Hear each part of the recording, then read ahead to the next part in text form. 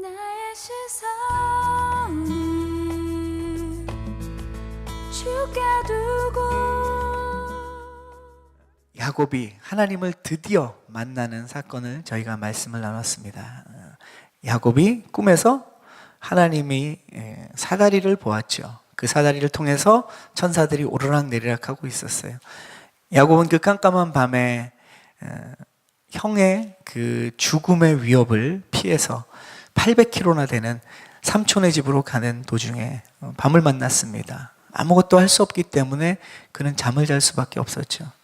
그 광야에서 그 깜깜한 밤에 잠을 자는데 하나님이 환상을 보여주셨죠. 야곱은 꿈에 하나님의 사다리를 보았습니다. 그 사다리를 통해서 천사들이 오르락내리락하고 하나님의 뜻과 계획이 야곱 가운데 이루어지는 것을 그는 보았어요.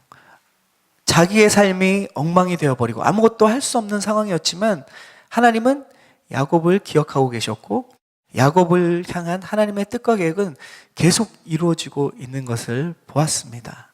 그리고 오늘 그 말씀이 이제 이어지고 있어요. 하나님께서는 야곱에게 하나님이 끊임없이 야곱에게 관심을 가지고 일하시는 것을 보여주시면서 또 야곱과 더 깊은 관계로 나아갑니다. 이제 하나님께서는 야곱에게 말씀하시는 것이 오늘 저희가 읽은 말씀에 나오는데요. 우리 13절부터 15절까지의 말씀을 우리 읽겠습니다. 시작. 그리고 여호와께서 그 위에 서서 말씀하셨습니다. 나는 여호와 곧 내 조상 아브라함의 하나님, 이삭의 하나님이다.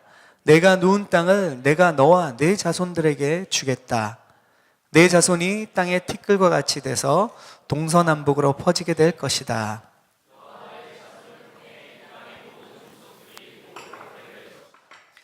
내가 너와 함께 있을 것이며 내가 어디로 가든지 너를 지켜주겠다. 그리고 너를 이 땅으로 다시 데리고 오겠다. 내가 내게 약속한 것을 다 이룰 때까지 너를 떠나지 않겠다. 자, 오늘 말씀해 보니까 하나님이 이제 야곱에게 환상을 보여주시고 직접 말씀하시는 사건입니다. 이 어려움 가운데 있는 야곱에게 무엇을 얘기하느냐? 내가 누운 땅을 내게 주겠다라고 얘기합니다. 야곱이 지금 누워서 자고 있었잖아요. 네가 지금 누워있는 이 땅을 주겠다. 그 땅이 어떤 땅입니까? 야곱이 지금 도망을 가다가 아주 흙과 이 거친 땅바닥에 누워서 지금 잠을 자고 있었거든요. 근데 그 땅을 너에게 주겠다라고 얘기합니다. 영적인 의미로 본다면 이게 무슨 얘기입니까? 야곱이 지금 고통 가운데 있잖아요. 어려움 가운데 있는 상황입니다.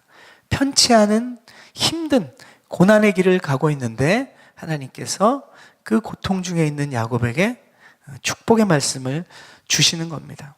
모든 것을 상실해버리고 쪽잠을 자고 있는 이 야곱에게 지금 야곱이 누운 자리, 이 절망의 자리에서 하나님은 축복을 주신다라고 약속을 하십니다.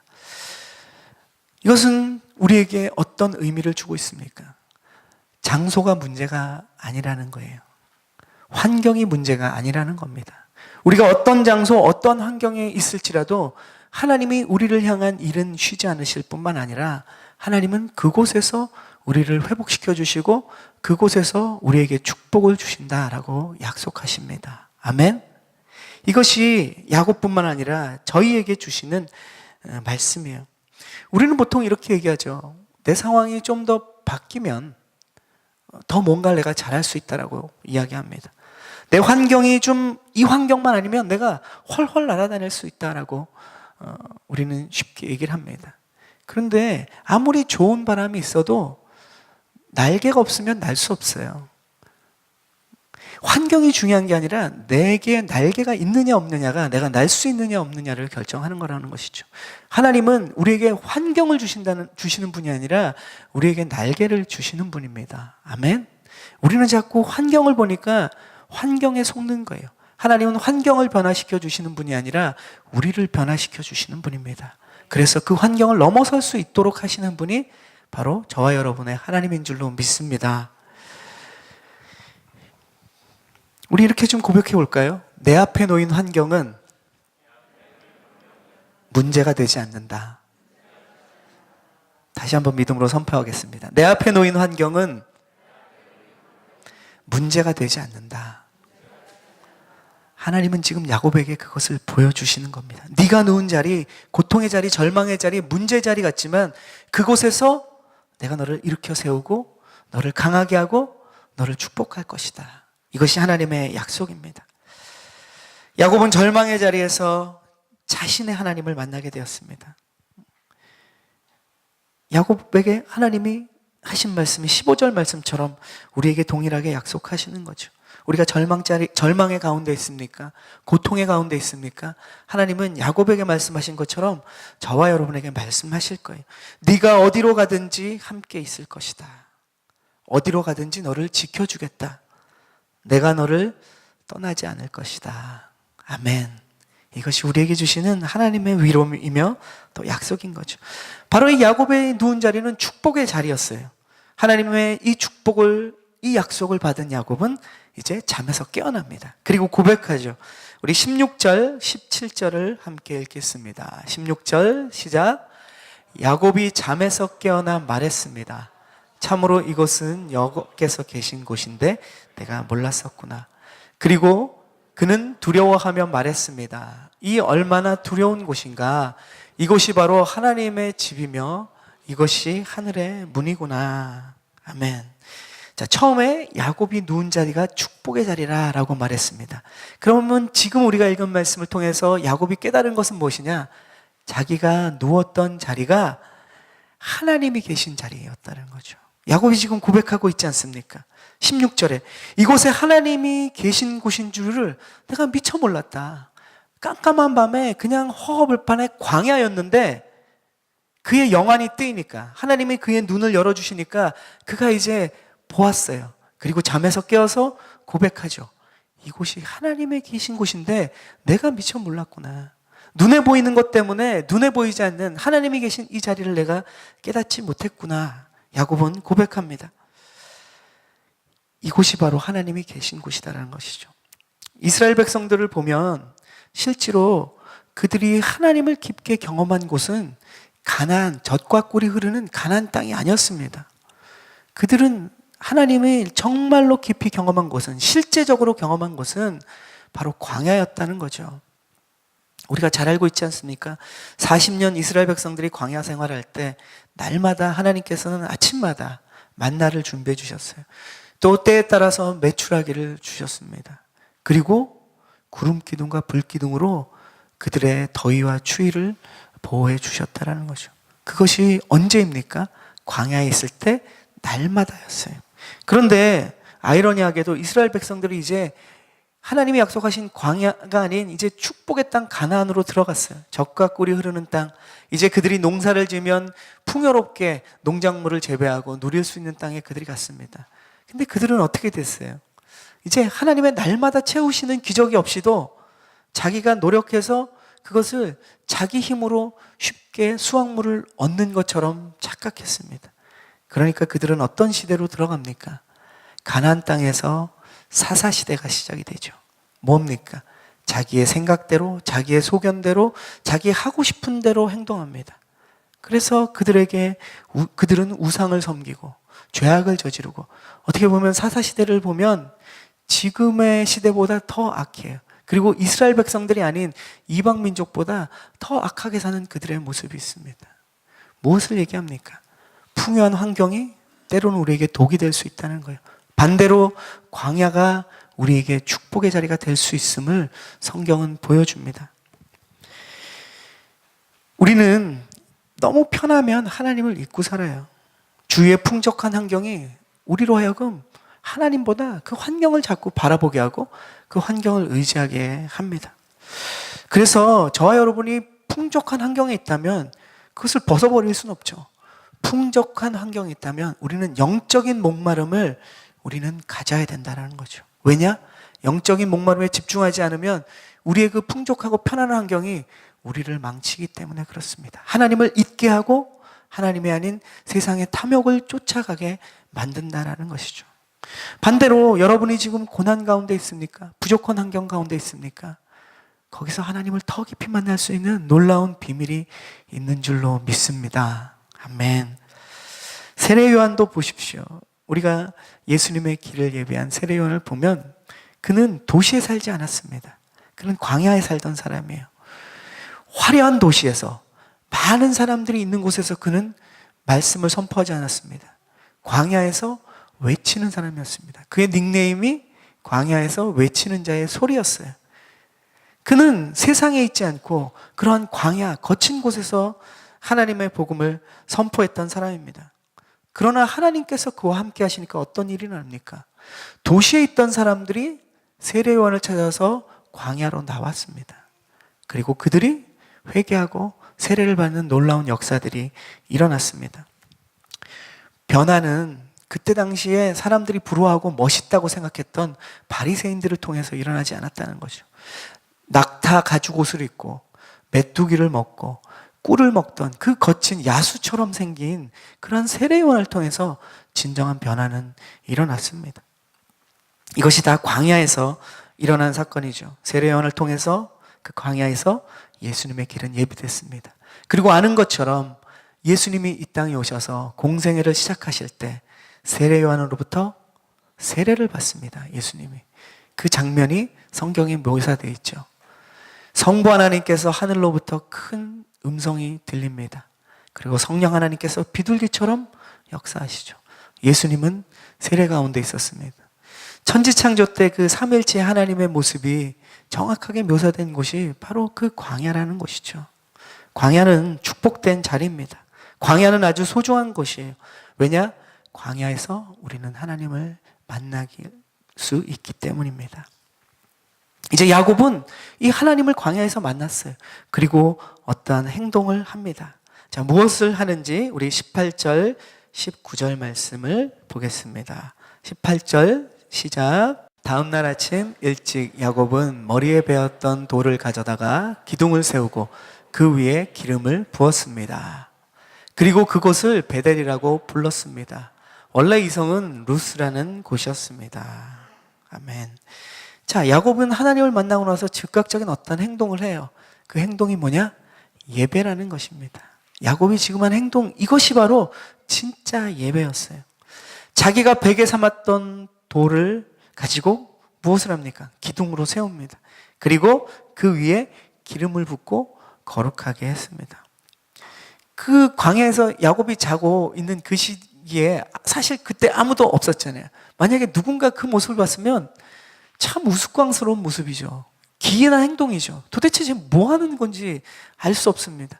그 밤에, 여긴 돌기둥이라고 얘기하지만 잠깐 말씀드렸잖아요. 그냥 자는데 베개 하나 없어서 머리 받치려고 주변에 있는 그냥 돌에 베개 삼아서 야곱은 잤지 않습니까? 그 잤던 그 돌을 갖다가 기둥으로 삼고 거기에 기름을 붓고 있습니다. 이 기름은 어떤 거겠어요? 야곱이 호롤단신 나왔습니다. 지팡이 하나 짚고 나왔어요. 그때 뭐 성경에는 안 나오지만 예상되지 않습니까? 그때는 돈이 있던 시절이 아니기 때문에 그 사랑했던 어머니 리브가가 야곱에게 어떻게 보면 비상금처럼 가장 소중한 것, 그때 기름은 비쌌습니다. 그러니까 비상금처럼 꼭 필요할 때 쓰라고 주었던 것 아니겠습니까? 그 기름을 지금 이 돌에 붓고 있는 거예요. 아까운 것을 참 우스꽝스러운 행동을 하고 있는 거죠. 그러나 우리가 아는 것은 이것이 무엇인지를 알고 있습니다. 믿음의 눈으로 보면 이것이 진짜 예배죠. 하나님을 만났기 때문에 그 축복의 하나님이 나와 함께 계신다는 그 감동과 감사함으로 지금 야곱은 예배를 드리고 있습니다. 어떻게 보면 저와 여러분의 오늘 이 주일날 하는 이 행동도 세상 사람들이 보면 참 우스꽝스럽게 볼 수도 있어요. 그리고 실제로 여러분 세상 사람들을 만나면 그런 얘기 듣지 않습니까? 주일날 어디 놀러 가자 그러는데 나 예배 가야 돼. 그러면 그럼 뭐 하니? 가서 무슨 예배를 드리냐고. 그냥 마음속으로 기도하면 되지 않냐고. 아니면 뭐 한 달에 한 번이나 1년에 한 번 가면 되지 않냐고. 그런 얘기들을 세상 사람 합니다. 주일날 예배하고 그것도 모자라서 새벽에 나와서 예배하고 금요일 저녁에 기도회하러 오고 또 모여서 또 말씀을 나누고, 이게 무슨 행동인지 세상 사람들은 이해를 못해요. 그러나 믿음을 가진 사람, 하나님을 인격적으로 만난 저와 여러분은 그것이 진짜 예배라는 것을 알고 있습니다. 지금 야곱이 한 행동이 바로 예배인 것이에요. 어떻게 보면 세상 사람들은 낭비일 수도 있고 기이한 행동일 수도 있지만 이것이 진정한 예배라는 것을 하나님을 만난 사람은 다 알 수 있는 것이죠. 하나님을 경험하면 이 뒹굴던 돌 하나가 하나님을 예배하는 거룩한 돌이 됩니다. 그리고 그 누웠던 자리가 하나님의 성전이 됩니다. 오늘 야곱은 자신이 누웠던 자리를 베델이라고 이야기합니다. 베델이라는 단어의 뜻은 무엇인가? 하나님의 집이라는 뜻입니다. 왜 이곳이 야곱은 베델이라고 부르겠습니까? 그가 하나님을 만났기 때문에 하나님의 집, 여기가 바로 성전이라는 거죠. 자신이 예배하는 자리가 성전이라는 겁니다. 그리고 이 돌기둥을 성전의 기둥으로 삼았습니다. 그러니까 야곱은 지금 자신이 만났던, 하나님을 만났던 그곳에 성전을 짓는 거예요. 자신이 가지고 있던, 또 자신이 주변에 있던 이 돌기둥을 성전 기둥으로 삼고 자신이 누웠던 그 자리를 성전이라고 이름하고 있는 것입니다. 그래서 우리는 예배당이라는 공간, 저와 여러분이 있는 이 교회 예배당이라는 공간에서만 예배하면 안 됩니다. 예배는 예배당에서 드려야 된다? 맞지만 굉장히 위험한 생각입니다. 다른 말로 하면 뭡니까? 여러분 일주일에 한 번 예배당 오시는 분은 일주일에 한 번 여기서 1시간 반 예배 드리는 거예요. 나머지 시간은 하나님과 교제하는 시간이 아니라는 얘기죠. 나머지 전부 시간은 내 거. 일주일에 1시간 반은 주님 것. 아닙니다. 하루 24시간이 다 주님의 것이고 주님이 그 시간을 우리에게 주시는 겁니다. 예배당이라는 곳에만 예배하는 것이 아니라 우리가 있는 모든 자리가 예배 자리가 되는 거예요. 어떻게 우리가 있는 모든 자리가 예배 자리가 될 수 있습니까? 거기서 하나님을 만나면 예배 자리가 되는 거예요. 하나님이 나와 지금 함께 계시고 나의 이 모든 일들을 붙들고 계신다는 믿음이 있으면 그 자리가 예배의 자리가 되는 겁니다. 물론 우리는 주일날 와서 예배를 드리죠. 새벽에 와서 예배를 드리죠. 금요일 저녁에 와서 예배를 드립니다. 이 예배는 무엇입니까? 공동체적 예배인 거예요. 나의 하나님이 우리의 하나님이 되고 또 내가 경험한 하나님이 우리가 경험한 하나님이 되는 역사가 일어납니다. 때로는 세상에서 지치고 힘들고 쓰러졌을 때 하나님의 새로운 힘을 얻기 위해서 우리는 예배당에 와서 예배를 드립니다. 그러나 예배당을 떠나서 여러분이 여러분의 삶의 자리에 갈 때 그 모든 자리가 베델이 되어야 된다는 겁니다. 아멘? 그렇지 않으면 우리에겐 아무런 힘도 없어요. 아무런 능력도 일어나지 않습니다. 그리고 우리가 세상 가운데 있을 때는 하나님을 예배할 수 없다는 것이 되는 거죠. 우리가 이 야곱이 누웠던 이 광야가 하나님이 계셨기 때문에 그곳이 성전이 되었던 것처럼 저와 여러분이 있는 여러분의 가정이 베델이 되기를 축복합니다. 그곳이 예배의 자리인 거예요. 여러분이 가 있는 직장이, 여러분 직장의 의자에 딱 앉을 때 바로 첫 업무를 시작하지 마시고 주님, 이곳이 주님이 나에게 주신 베델입니다. 이곳이 주님을 예배하는 자리입니다. 먼저 짧게라도 기도하시고 일하십시오. 전혀 다른 역사가 일어납니다. 왜냐? 하나님이 그곳에서 일하실 거기 때문에 그래요. 그리고 여러분이 그것을 인정해 드릴 때, 내 직장의 자리를 내어 드릴 때 여러분이 할 수 없는 일을 하나님이 하십니다. 아멘? 이러한 믿음의 기도와 결단이 필요해요. 야곱은 지금 그 일을 하고 있는 거예요. 또 여러분이 가는 곳마다, 만나는 사람들마다 내가 그 사람을 만나고 내가 그 사람과 일을 한다고 생각하지 마십시오. 그곳에 하나님이 계십니다.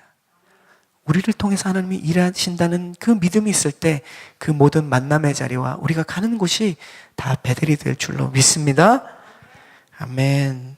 더 나아가서 우리가 생각해보면 성경은 이렇게 얘기해요. 저와 여러분이, 우리의 몸이, 내 몸이 성전이다라고 얘기합니다. 무엇입니까? 우리가 생각하는 것, 우리가 말하는 것, 우리가 행동하는 것, 이 모든 것을 통해서 하나님이 드러난다라는 것이죠.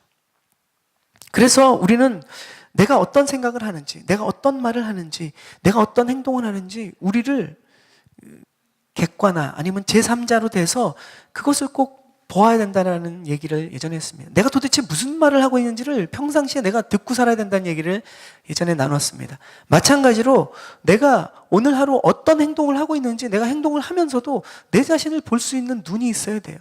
객관적이 될 수 있어야 되죠. 마치 내가 떨어져서 내가 지금 무슨 말을 하고 무슨 행동을 하는지를 볼 수 있어야 됩니다. 그렇지 않으면 우리는 쉽게 우리의 욕심과 우리의 습관대로 행동하고 말하게 돼요. 그것은 하나님이 원하는 것이 아닙니다.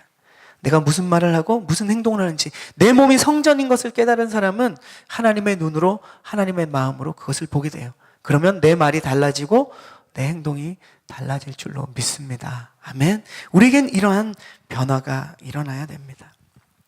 이것이 진짜 예배자의 모습이죠.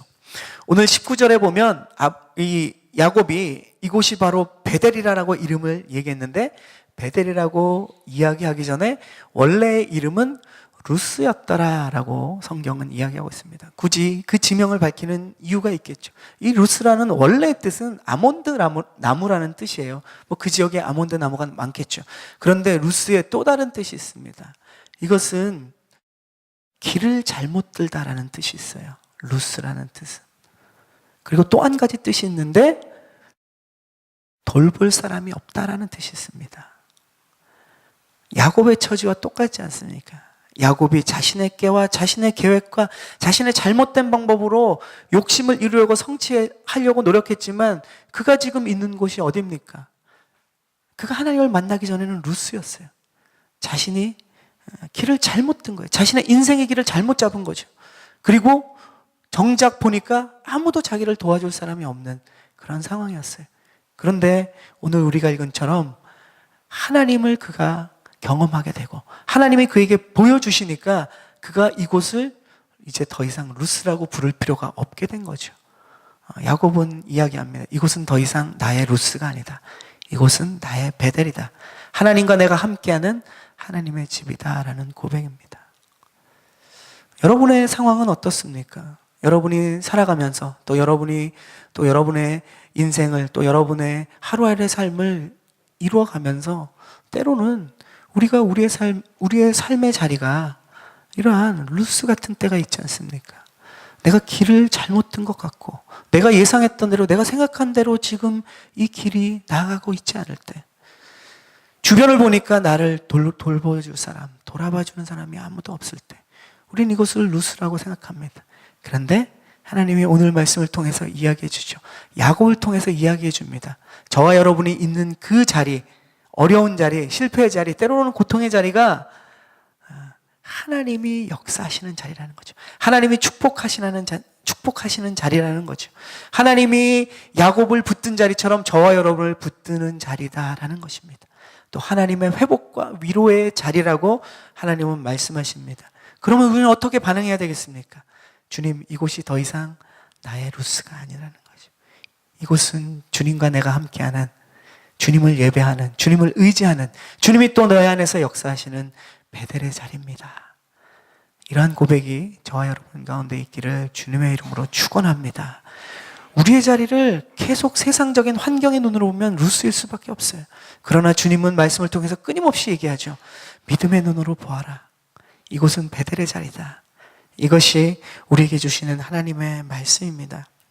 이 모든 것을 경험한 야곱이 이제 마지막 마무리를 오늘 말씀에서 하고 있어요. 마무리는 뭐냐?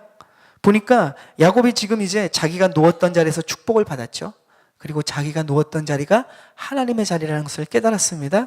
그리고 그곳에서 그는 반응하죠. 하나님 앞에. 이곳을 베델로 칭하고 하나님을 예배합니다. 그리고 나서 마지막에 그는 고백하죠. 20절 이하에 보면 마지막으로 야곱은 하나님께 서원 기도를 드려요. 이 서원 기도라는 것은, 이 서원 기도는 두 가지를 말하고 있습니다. 뭐냐면 안에 청원이 있어요. 서원 기도 안에는 첫 번째는 청원을 합니다. 그리고 맹세를 하게 돼 있어요. 청원은 뭐냐? 뭔가를 부탁하는 거예요. 기도 안에 간구하는 거죠. 주님, 내가 이런 것이 필요합니다. 주님, 이것을 이루어 주십시오. 이것이 서원 기도 안에 있는 청원입니다. 또 하나는 뭡니까? 서원 기도 안에는 주님이 그렇게 역사하실 때 내가 어떻게 반응하겠습니다 라고 결단하고 약속하고 나중에 지키는 맹세가 들어있습니다. 야곱은 지금 그 얘기를 하죠. 서원 기도를 통해서 주님, 나를 돌봐주십시오. 지금 나를 돌봐주는 사람이 아무도 없습니다. 내 환경은 지금 막막합니다. 그러나 주님께서 도와주십시오. 도와주신다면 내가 주님께 그 돌보심과 축복하심에 대해서 헌신하겠습니다. 내가 응답하겠습니다. 이것은 우리가 요 문장만 보면 오해할 수 있어요. 아, 주님한테 거래하는 것 같아요. 주님께 뭔가를 요청하고 그거 해주면 내가 해주겠다. 서원 기도는 그런 의미가 아닙니다. 이미 서원 기도 이전에 끝난 거예요. 오늘 우리가 얘기한 것처럼 주님이 다 보여주시고 함께 하셔서 야곱은 믿음으로 베델이라고 고백했습니다. 이 하나님의 역사에 대한 응답으로 마무리를 짓는 거예요. 이것이 먼저 나왔다면 조건이 되겠죠. 이것은 우리가 하나님과의 깊은 관계 속에서 하나님이 내 안에 역사하시는 것을 우리가 깨달을 때 감사함으로 드리는 것이 바로 서원기도라는 거죠. 주님께서는 우리를 인도하시고 우리를 이끌어 주시고 오늘 이 베델에서 약속하신 것처럼 동일하게 약속해 주실 줄로 믿습니다. 그러면 야곱은 그것을 믿었기 때문에 이제 이 기도를 하는 거예요. 주님 나에게 이런 걸 해주신다면 이라는 그 말 안에는 주님이 이제 이렇게 해주실 텐데 내가 주님을 위해 살겠습니다. 주님을 위해 헌신하겠습니다. 주님, 내가 가는 곳마다 내가 받은 이 감격과 축복을 내가 나누어 주겠습니다. 이것이 야곱의 고백입니다. 우리 안에 베델에서 주님을 만나기를 축복하고 그 축복을 통해서 우리의 삶이 변할 뿐만 아니라 우리의 헌신을 통해서 우리의 삶의 주변을 변화시키는 우리 모든 산타모니카 온누리교회 성도님들 되기를 축원합니다. 아멘. 우리 말씀을 생각하면서 우리 기도하며 나가겠습니다.